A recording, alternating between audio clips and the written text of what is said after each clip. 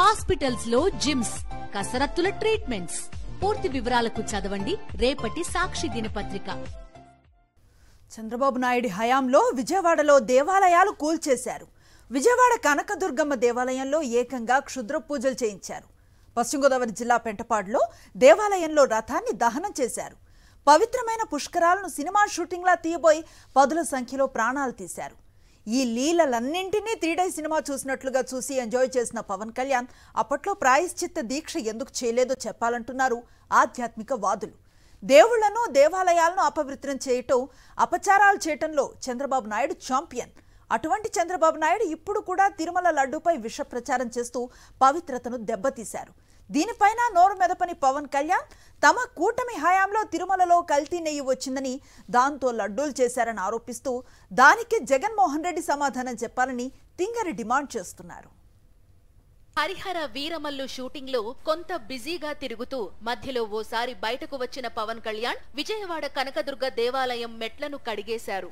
మంచిదే, భక్తితో ఆయన ఏం చేసినా చెయ్యొచ్చు, అందులో తప్పు పట్టడానికి ఏమీ లేదు. అయితే విజయవాడకు చెందిన దుర్గమ్మ భక్తులు మాత్రం ఓ ప్రశ్న వేస్తున్నారు.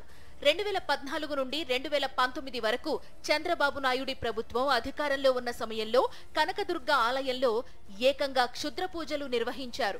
ఆ విషయం 2 తెలుగు రాష్ట్రాల్లోనూ ప్రకంపనలు సృష్టించింది. ఆది పరాశక్తి కొలువు తీరిన అమ్మవారి దేవాలయంలోనే రాక్షసుల మాదిరిగా చంద్రబాబు ప్రభుత్వం క్షుద్ర పూజలు చేయిస్తే పవన్ కళ్యాణ్ కిమ్మనలేదు. అప్పుడు ఏ క్షుద్ర మాంత్రికుడి గుహలో పవన్ కళ్యాణ్ నిద్రపోతున్నారో చెప్పాలని భక్తులు నిలదీస్తున్నారు. క్షుద్ర పూజలు చేసి దుర్గమ్మ ఆలయాన్ని అపవిత్రం చేసిన రోజునే పవన్ కళ్యాణ్ 10 బకెట్ల నీళ్లు తీసుకెళ్లి మెట్లు శుభ్రం చేసి ఉంటే బాగుండేదని అమ్మవారి భక్తులు గుర్తు చేస్తున్నారు. తనకు నచ్చిన చంద్రబాబు అధికారంలో ఉన్నారు కాబట్టి దుర్గమ్మ గుడిలో క్షుద్ర పూజల్లాంటి వెధవ్వేషాలు వేసిన పవన్ కళ్యాణ్ నోరు మెదపలేదు. ఇదొక్కటే కాదు, పుష్కరాల సమయంలో విజయవాడలో దాదాపు 30కి పైగా దేవాలయాలను కూలగొట్టించిన ద్రోహ చరిత్ర చంద్రబాబుది.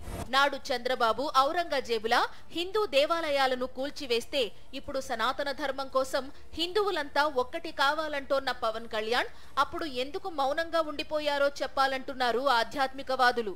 విజయవాడ గుడిలో క్షుద్ర పూజల గబ్బే కాదు, పరమ పవిత్రమైన తిరుమల తిరుపతి దేవస్థానంలో 1472లో నిర్మించిన చారిత్రక 1000 కాళ్ల మండపాన్ని కూలగొట్టించిన నీచ చరిత్ర కూడా చంద్రబాబుదే.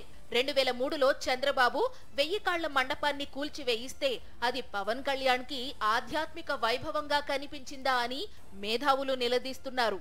అప్పుడు అంత ద్రోహం, ఘోరం, కళంకం జరిగితే నోట్లో బెల్లం ముక్క పెట్టుకున్న పవన్ కళ్యాణ్ ఇప్పుడు తిరుమలలో ఏమీ జరగకపోయినా పూనకంతో ఊగిపోతూ మత రాజకీయాలు తెరపైకి తెచ్చి భావోద్వేగాలు రాజేసే కుట్రకు తెగబడ్డంపై మండిపడుతున్నారు అర్చకులు. ఇప్పుడు తిరుమలలో ఏం జరిగింది?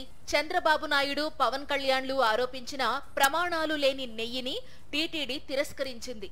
టీటీడీ తిరస్కరించడంతో దాన్ని లడ్డూల తయారీకి వాడనేలేదు. ఈ వాస్తవాన్ని బయటపెట్టింది ఎవరో కాదు, చంద్రబాబు ఏరి కోరి టీటీడీ ఈవోగా నియమించిన శ్యామలరావే. మరి వాడని నెయ్యి, తయారు కాని లడ్డు, జరగని తప్పుపై పచ్చ మందతో కలిసి పవన్ కళ్యాణ్ దిగజారుడు రాజకీయాలేంటి?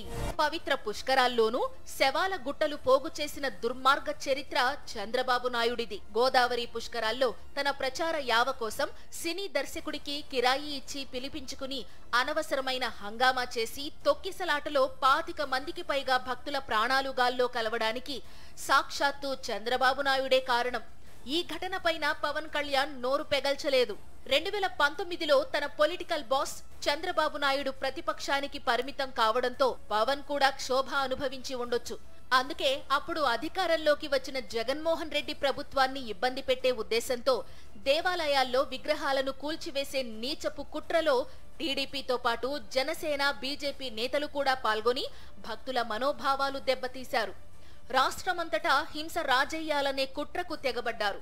అయితే అప్పటి జగన్మోహన్ రెడ్డి ప్రభుత్వం పకడ్బందీగా వ్యవహరించి ఎక్కడా ఎలాంటి అవాంఛనీయ ఘటనలు జరగకుండా జాగ్రత్తలు తీసుకుంది. అంతేకాదు రామతీర్థంతో పాటు మరికొన్ని దేవాలయాల్లో విగ్రహాలను ఎత్తుకెళ్లడం, ధ్వంసం చేయడం వంటి ఘటనలపై చేపట్టిన దర్యాప్తులో దొరికిన దోషులంతా టీడీపీ, జనసేన, బీజేపీ నేతలే కావడం గమనార్హం. ఇప్పుడు వార్తల్లో ఉండేందుకు ప్రాయశ్చిత్త దీక్ష అంటూ పవన్ హడావుడి చేశారు.